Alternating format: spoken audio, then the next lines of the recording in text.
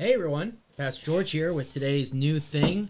I'm excited to be here with all of you and excited to talk about what I'm going to talk about today because it's kind of an important thing that's going on. If you hear kind of a buzzing in the background, you're not going insane.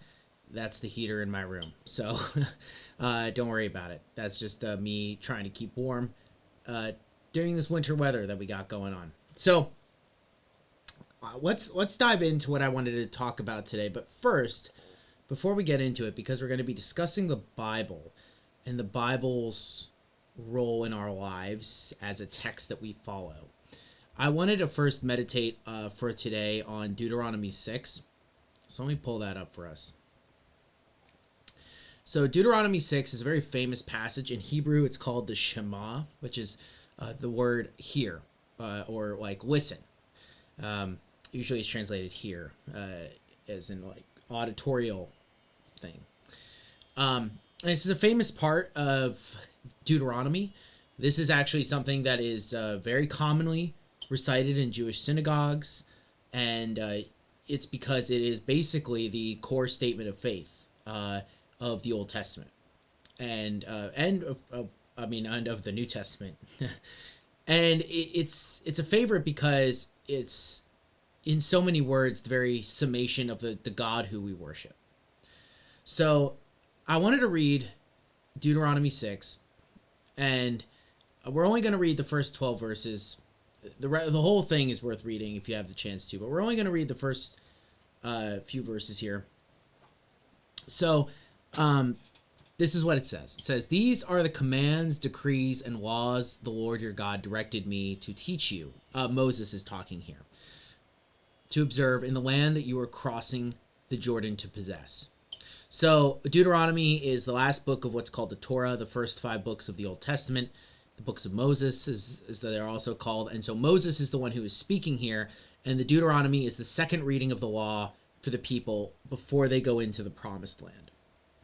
So this is Moses speaking to all of the people who have come with him on the Exodus, or actually their children, besides Joshua.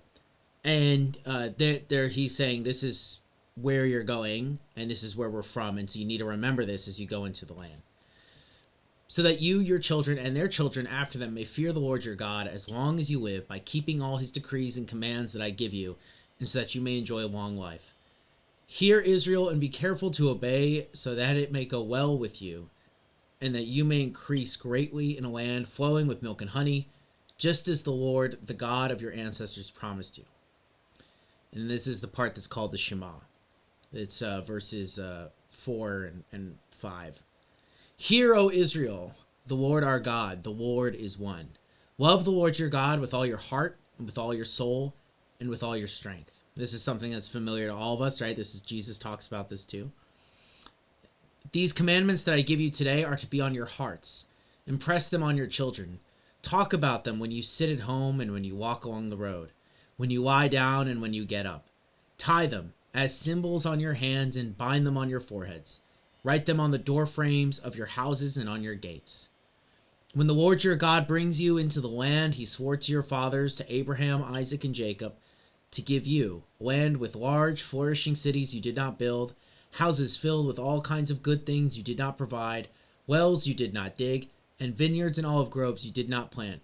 Then, when you eat and are satisfied, be careful that you do not forget the Lord, who brought you out of Egypt, out of the land of slavery." So, this is a pretty major part of the Old Testament, right? This is when we shift from the beginnings to all of the drama that's going to happen when people get into the land. And there are several things I wanted to point out here. The first is that, as you can see in this is the reason that so many people love this part of Scripture, including me, is because it makes a really big deal about this is what ties us to the past, right? Our common beliefs, our common histories, right? What we believe is tied into the past, right? We go back generations. And it's also something that's to be brought to the younger people, right? That's what carries it on. It goes on to say at the very end, which I didn't read, but just to give you kind of a taste. It says, "In the future, when your son asks you, what is the meaning of the stipulations and decrees and laws the Lord our God commanded, you tell him, we were slaves of Pharaoh in Egypt, but the Lord brought us out of Egypt with a mighty hand." And if you've ever been to a Passover Seder, that's actually a question that is asked, usually by the youngest male. It's kind of a tradition. And they ask, and then the adult or the person who's leading it will say, we remember this night that the Lord brought us out of slavery, out of the house of Egypt, right? So it's a very important part of Jewish history, but also Christian history. I mean, this is like, if you want to know why we have children's times, where we have the classic example of like people holding up a map or like a dictionary and then pointing to the Bible being the map for our life, right, for the kids. That is an idea that's taken from this, right? We might not cite this verse, but it's very much on our idea here that we tell our children to care about these things and observe them so that they're tied in with the past, right? And that it's a carrying on of the tradition, but also carrying on of, for Christians, of the good news, right? So they can tell, or we can tell, because we've heard it from other people about Jesus and what he's done, right? And that we should, just like with what is taught to us in the Old Testament, take what is taught with us in the New Testament, right? The words that we are given by Paul and Jesus and Peter and all the other people who are writers in the New Testament, although Jesus wasn't a writer, but obviously, he speaks. And we bind those, right? And we talk about them when we walk along the road and when we lie down and when we get up, right? We tie them on symbols of our hands and our foreheads, write them on the door frames of our houses, right? That's what we should want to do with all of Scripture, with everything that God gives us. And the reason I talk about this is not just to, once again, implore you to do that in your own life, right? Just be like, hey, I need to remember these things. But also because this is really important when it comes to talking about like what I want to talk about this week, which is some controversy that's been happening within our denomination over the exegesis exam, is that this is why it's really important to study parts of Scripture that we might find difficult or hard, which is what we're going to spend today's A New Thing doing. And that second thing that I wanted to talk about is going to tie us in with that. Because if you noticed at the very end of what I read, verses 10, 11, and 12, or 10 and 11 mostly, the Lord, when he is talking to the people, or Moses, when he's talking to the people, is saying, like, you're going to get there and you're going to get cities you didn't build. You're going to get houses with stuff that you never had, right? You're going to get wells that you didn't dig and vineyards that you didn't plant.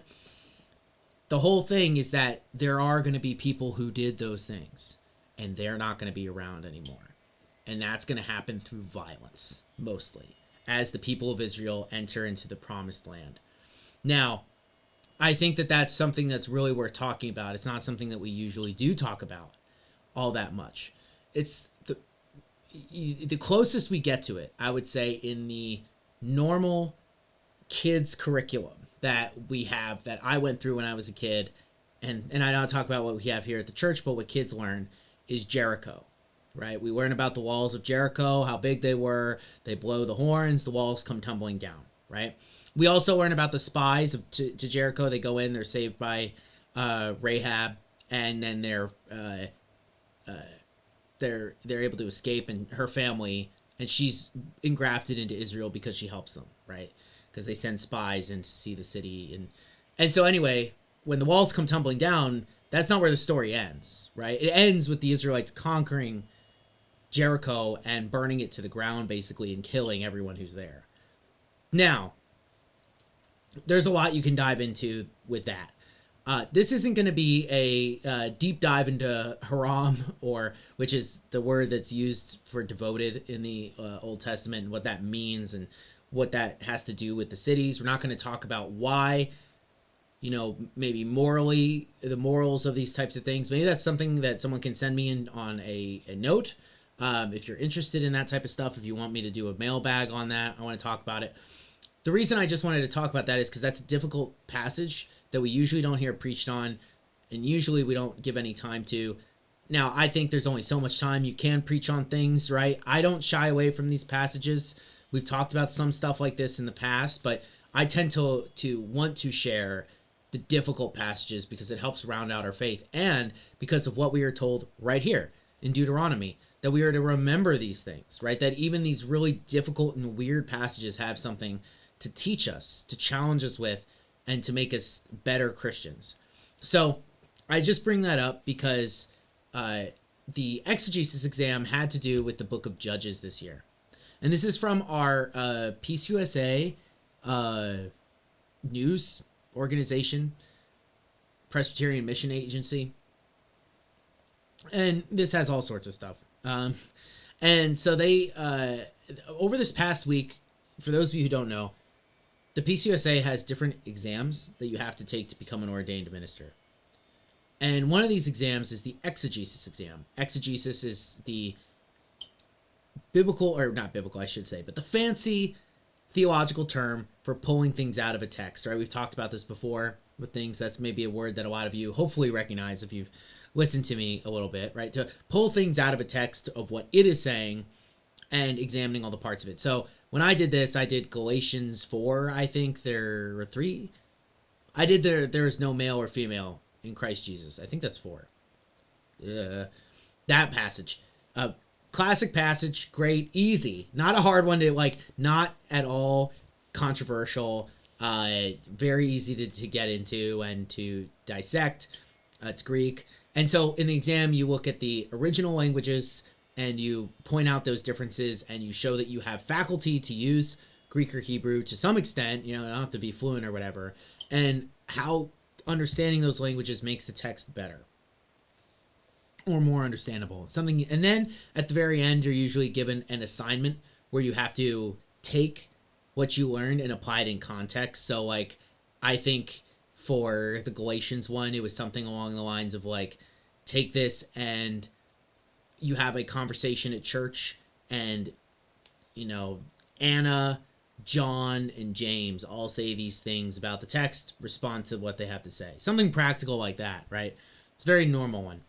But this year they did a more difficult passage. And you can see this in the title. It says, a difficult passage sparks widespread social media reaction over the choice for the exegesis ordination exam. Now, of course, when we mean widespread, we mean within the denomination, right? This did not get out into other groups, at least not yet. It might. I know that, like, I've heard rumblings that the New York Times is going to write something about it, but I don't know if that's actually the case or not. Regardless, this is what it says. It says, many are concerned that test takers have been re-traumatized by having to exegete the Levite's concubine, a story that includes sexual violence and murder. And, like, this just here, a story that includes sexual violence and murder, that in and of itself is almost a disservice to what happens in the story. What happens in this story is one of the most evil things that is recorded in the whole Bible. And so I know that we, like, online, we have a lot of talk about, like, snowflakes and people who get really traumatized by easy things. And I think that there is something to that. I do think we in a lot of areas, we go over and beyond probably what we should in accommodating some people. But I don't want to say that this is an entirely wrong way of thinking about this passage in particular, because it is very difficult. Now, I will say that I'm going to kind of try and refrain from commenting a ton, because I sit on the board of CPM I'm one of the co-chairs of CPM at our presbytery, which is the Committee for Preparation on Ministry. So we look at the exams, like, when they come into us, and we have a pretty high role in this process. So I'm not going to comment on entirely whether or not this is all justified backlash or who's right and who's wrong, because really what I wanted to more focus on was teaching this passage, to actually go through it with you guys. But I just wanted to introduce you guys to this concept that there are parts of Scripture that are really heated and contentious. And this has come out in this past week. I will link this article in the description below, so if you want to go read it, I think it's actually a fairly middle of the way reading on this, which I appreciated, because, of course, you have kind of all sorts of stuff going on there. But it's an article worth reading, and I think that I think both sides have a good point. Basically, the people who put together the exam said, hey, listen, all parts of scripture are important, and you need to be able to, if you're a pastor, understand how to exegete these texts and explain them to people, which I 100% agree with, right? I think that that's smart. The people, on the other hand, aren't necessarily disagreeing with that. Their whole point is that the choice of this text was a poor one, that it shouldn't be stuff that's so, I don't want to say hyperbolic, but intense and part of like lived experience for some people that might keep them from doing the best that they can do on the exam. Hopefully both sides would think that what I just articulated is a fair point. And there are people on both, like you have, more radical people on both sides or whatever. So that's basically the breakdown of what is happening here. So just to explain that what we're going to read today is something that is considered and I consider it as well, difficult passage to understand, and what it means within the greater context of the book of Judges and in the Bible, and why, if we are going to take God's command in Deuteronomy 6 seriously through Moses' words, that the Bible right here that I have in front of me is supposed to be something that we pass on to our kids and talk to them about and think about often. That doesn't mean just the flowery parts that we like, where John talks about how God is love and things, but also means stuff like Judges 19. So we're gonna go through it. We're gonna read Judges 19 together. So if you have a Bible, you're more than welcome to join me. I'm gonna be reading off the screen here. So this is gonna be the NIV, and the first thing we're gonna do is I'm gonna read through the text, and I'm just gonna give commentary as I go, and I'm gonna show you kind of how within this we see a pattern in the book of Judges and what it means about what God might think of this behavior and what it kind of means for us too. So the first thing, whenever you look at the Bible, is you always want to look at context and also where in history it's happening. I know a lot of us don't like history, okay? I know that I'm a big history guy and I think it's really important, but within the story of the Bible, it's really important to know when things are happening. So this is after the Israelites have entered into the Promised Land, okay? This is when, this is after they've come in and conquered and destroyed and displaced a bunch of people who were already living there, though they didn't conquer everyone and wipe them out. They were supposed to, but they refused to, for bad reasons, and we're going to see that come up. And so they're living in the land, and these are all, basically the way it was apportioned is each tribe, right, designated by one of the sons of Jacob, the tribe of Judah, the tribe of, Benjamin, things like that, right? Levi. These are all they were each given parts of land, and they're all part of the same ethnic group, but they're all kind of still insular and kind of at themselves. And so the book of Judges, this is where Samson and Gideon and people like that are found, Jephthah, Deborah, these are people who were raised up that kind of united the tribes, usually against common threats, raised up by God in order to do that. And they're not very good leaders, most of them. Some of them are, but some of them are really not. And the book of Judges is a really good example of like character study and showing that God uses imperfect people to fulfill his plans. There's lots, though, that you can learn from the book of Judges. One of the guys who taught, it was like one of the big Judges scholars that's going on now, he taught at Princeton. His name's Mark Smith. One of the things that he compared the book of Judges to is the Wild West. So if you know the Wild West history in the United States, where it's lawless, right? People kind of can get around and do what they want. You can be outlawed of one place but come somewhere else and kind of get away with it. There are famous names, right, of outlaws and lawbringers and stuff like that. And that's what it compares it to. So if that helps you think about how to view the book of Judges, it's important. And this is something that then I'm glad that was able to help. And it's important to understand that that's what's going on, because that is where The author of the book of Judges starts us immediately. Because in Judges 19, he says, in those days, Israel had no king. Now, that's a common refrain near the end of the book of Judges, starting in chapter 17 and going up all the way to the very end. The very last verse in the book of Judges is in Judges 21, and it's 21:25, and the very last verse is, see if you can see a pattern here. In those days, there was no king in Israel. Everyone did what was right in his own eyes. So this idea of Israel having no king and everyone doing what was right in their own eyes is a common refrain in the book of Judges near the end. And what that means is that it's usually a prelude to something that is bad that's going to happen. So when you read that, or it's after it, to show you that, like, the Lord disapproves of whatever is going to go on. And so when you read 19, it's always important to keep in mind behind the scenes that the Lord is not approving of anything that is going on in this passage. And we'll see why that is. So this is how it starts. In those days, Israel had no king. Now a Levite who lived in a remote area in the hill country of Ephraim took a concubine from Bethlehem in Judah.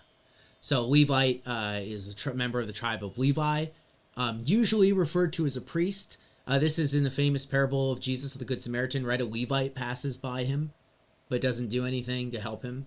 So this is a holy person, or someone who could be a holy person. That's what kind of being a Levite would signify here. And so he leaves the hill country of Ephraim, and he takes a concubine. And concubines were women, but who were not treated as wives. And so they were of a lower status. And so he takes this woman, and they leave from Bethlehem in Judah. Or he goes to Judah to get her and then leaves. And then it says, but she was unfaithful to him. And it depends on the translation here. Some will, it's either, you can kind of, there are different translations, and if you have multiple, you can pull it up and you can see it. Some will say that she played the whore against him, if they're kind of an older translation. Others will say that she grew angry or something like that. But generally, it's just the idea of unfaithfulness, that she may have cheated on him or something like that. Or that she just didn't like him and left. That's also a way to interpret it. She left him and went back to her parents' house in Bethlehem, Judah. Because that was in the land of Judah, right? That's why Ephraim, the tribe of Ephraim, things like that. So after she had been there for 4 months, her husband went to persuade her to return. So he goes to get her. And he had with him his servant and 2 donkeys. And she took him into her parents' home. And when her father saw him, he gladly welcomed him. His father-in-law, the woman's father, prevailed on him to stay. So he remained with them 3 days, eating and drinking and sleeping there. So the dad is trying to win this guy over, make sure that he doesn't do anything that is too harsh. This is also kind of guest right stuff, which is a pretty big part of this passage. So he's trying to be a good host. And you'll see that they try to keep him there. On the 4th day, they got up early and prepared to leave. But the woman's father said to his son-in-law, refresh yourself with something to eat, then you can go. So the two of them sat down to eat and drink together. Afterward, the woman's father said, please stay tonight and enjoy yourself. And the man got up to go. His father-in-law persuaded him, so he stayed there that night. On the morning of the 5th day, when he rose to go, the woman's father said, refresh yourself, wait till afternoon. So the two of them ate together. So they're trying to keep him there, right? They don't want him to leave and take their daughter away. Then when the man with his concubine and his servant got up to leave, his father-in-law, the woman's father, said, now look, it's almost evening. Spend the night here. The day is nearly over. Stay and enjoy yourself. Early tomorrow morning, you can get up and be on your way. Now, the interesting thing here is it's only about a 2-hour journey from where he's going by foot, roughly, right? So it's not super far, but with evening following, they want him to stay.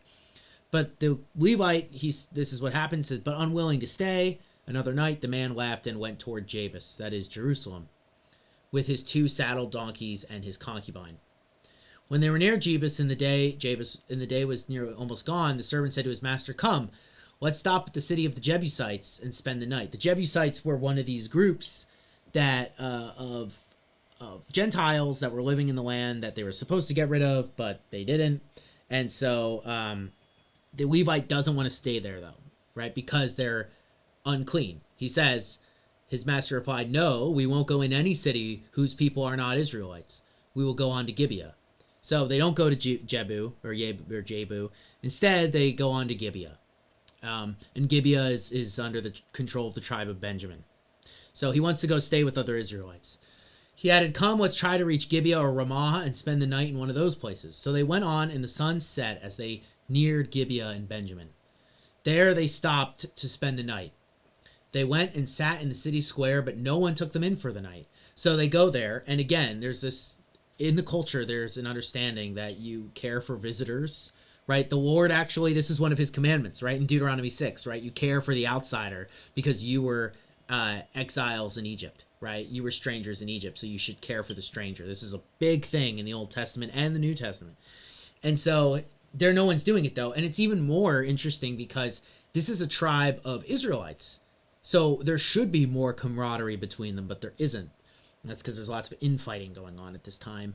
And they have failed to do what Deuteronomy 6 has called them to do. And this is kind of the result, right? No one's taking them in.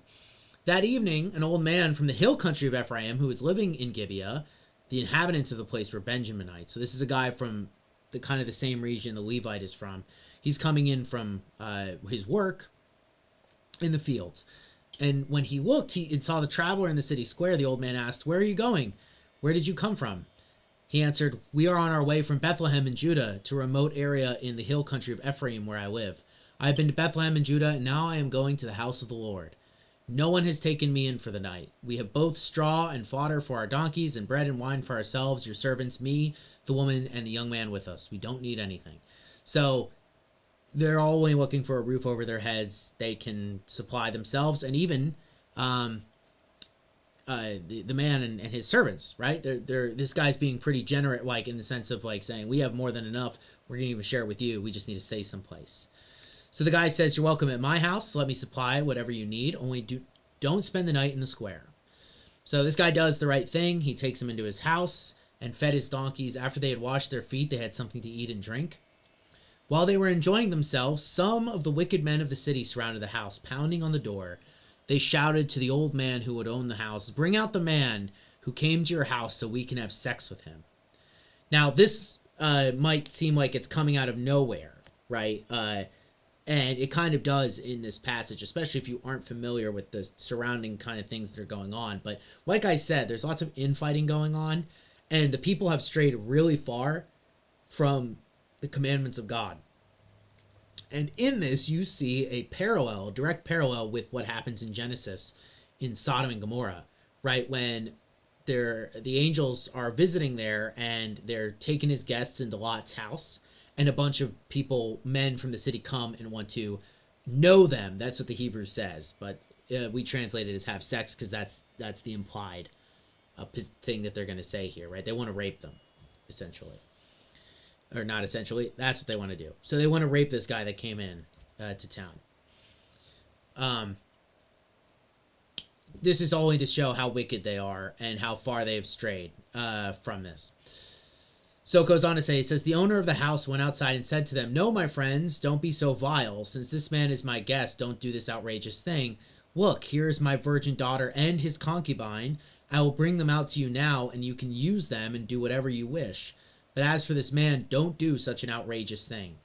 Now, again, this is not a commentary on the morality of what is going on here, and it's not holding him up as an example, or at least I do not believe the text is holding this guy up as an example, just like Genesis doesn't hold up a lot as an example of what you're supposed to do, in the sense of like what they're doing here is they're taking this idea of guest right and pushing it all the way further forward. Lot offers his daughters, this guy offers his daughter and the Levite's concubine to this crowd of men that has gathered outside, and they can just rape them instead, right? It's not a great look for this guy. This would have been considered a high thing to do by many people in that culture because it really cares about the people who are there in terms of guests. But the men would not listen to him. So the man took his concubine and sent her outside to them, and they raped her and abused her throughout the night. And at dawn, they let her go. At daybreak, the woman went back to the house where her master was staying, fell down at the door, and lay there until daylight. So what happens is the guy they're not listening to him. The guy probably comes back inside. This Levite takes this concubine that he takes her, and he throws her outside, right? And the guys rape her, and they let her go in the dawn. And then she comes and she goes back to the house, right? And she dies on the doorstep, or we're going to find out that she dies. She falls down and she's there. When her master got up in the morning and opened the door of the house and stepped out to continue on his way, there lay his concubine, fallen in the doorway of the house with her hands on the threshold.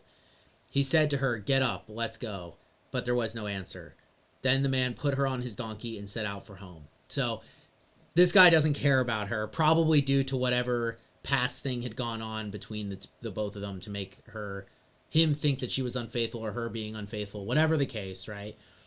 He doesn't care. He doesn't act like this matters that much. He tells her to get up and let's go, and she's dead. And so he takes her and he throws her on her donkey. On his donkey, and rides off with her, right?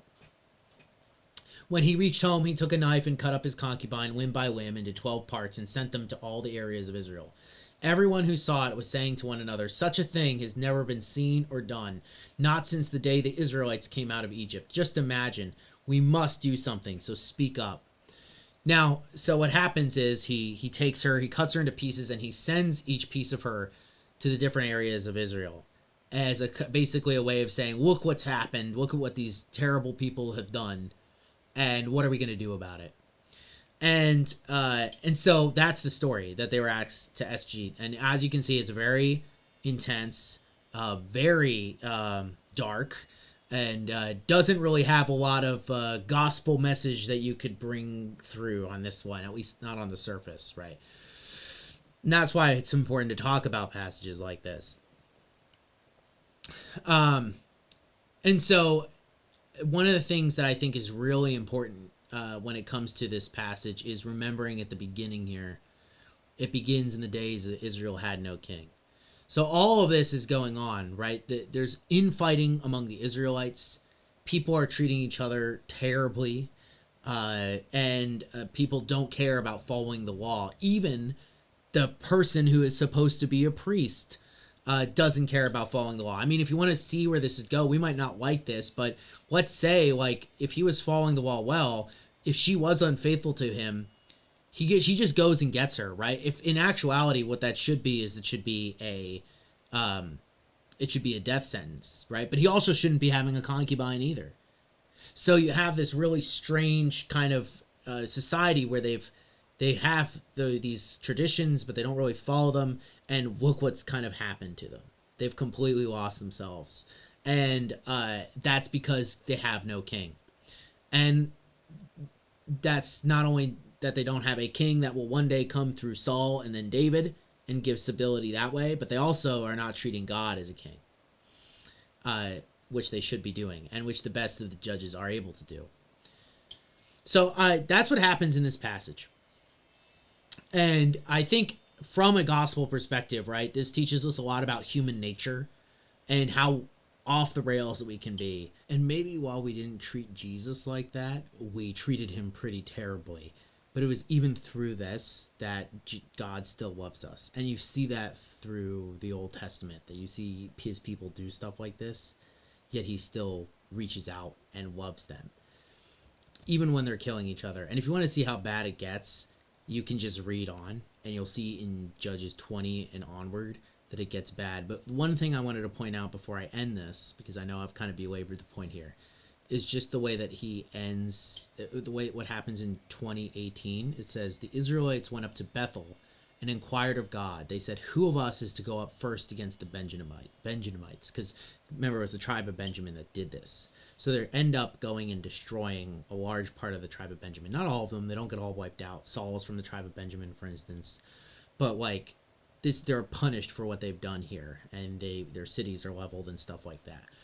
And then the Lord says, "Judah shall go first." So you have the tribe of Judah who leads this